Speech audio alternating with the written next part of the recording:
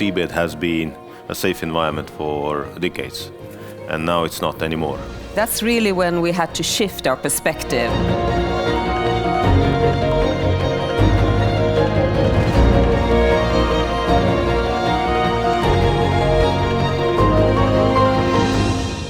Whether or not those sanctions allow the Russians to keep going is about to be tested. You need to have the society on board. We have no more time to lose. I really don't care how you take out a tank.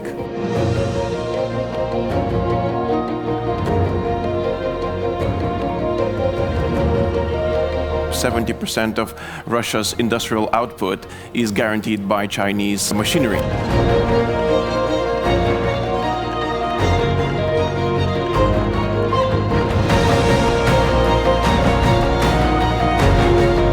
We are all long-standing friends of America here, and that includes me.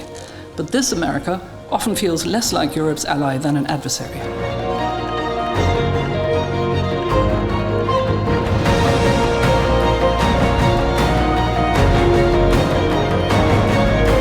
In case of Russian aggression, you have to win the first battle.